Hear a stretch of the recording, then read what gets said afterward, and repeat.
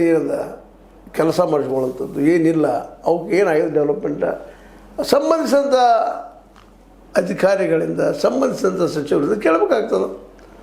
ಆದರೆ ಉತ್ತರನೂ ಸಿಗಲಿಲ್ಲ ಅಂದರೆ ಪಾಪ ಶಾಸಕರಾಗಿ ಅಲ್ಲಿ ಹೋದ್ರಲ್ಲಿ ಏನಾಗ್ತದೆ? ನಿಜವಾಗಿಯೂ ಇದು ಪ್ರಜಾಪ್ರಭುತ್ವನ, ಇದು ವಿಧಾನಸಭೆನ? ವಿಧಾನಸಭೆ ಯಾರಿಗೆ ಆಗಿರಿ, ಉಳಿದವ್ರಿಗೆ ಯಾರಿಗೂ ಬಿಡೋದಿಲ್ಲ ಒಳಗಲ್ಲೇ.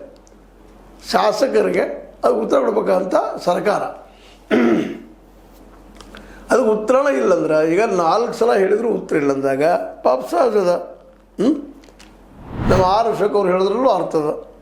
ನೀವು ಅದು ಸಭಾಧ್ಯಕ್ಷರು 4 ಬಾರಿ ಎಚ್ಚರಿಕೆ ನೀಡಿದ್ದೀರಿ, 5ನೇ ಬಾರಿ ಎಚ್ಚರಿಕೆ ನೀಡಿ ನೀವು ಹೇಳಿದರೂ ಯಾರೂ ಎಚ್ಚೆತ್ತುಕೊಂಡಿಲ್ಲ, ದಾದ ಮಾಡ್ತಾ ಇಲ್ಲ. ದೇವರ ಥರ ಬರುತ್ತಾರೆ, ಏನೋ ಬೇರೆನವ್ರು ಇದ್ರು ತಪ್ಪ ದೇವರನ್ನು ಅಂದ್ಕೊಂಡಿದ್ದಾರೆ, ಮತ್ತೆ ಟೀಕೆ ಬರಬಾರ್ದು ಅಂತೇಳಿ ಅವ್ರಿಗೆ ಸ್ವಾಭಾವಿಕ ಅಲ್ಲ. ದೇವರ ಥರ ಬರ್ತಾರೆ, ದೇವರ ಥರವೇ ಮನೆಗೆ ಹೋಗುತ್ತಾರೆ. ಸರ್ಕಾರ ಸತ್ತು ಹೋಗಿದೆ, ಸರ್ಕಾರ ಇಲ್ಲ. ಕೆಲವು ಅನಿವಾರ್ಯವಾಗಿ ಮಾತಾಡಬೇಕಾಗ್ತದೆ ರೀ. ಅತಿಥಿ ಮಾಡಬೇಕು ಅನ್ನೋ ಮಾತು ಮಾತಾಡಿದ್ರು ಅವರು.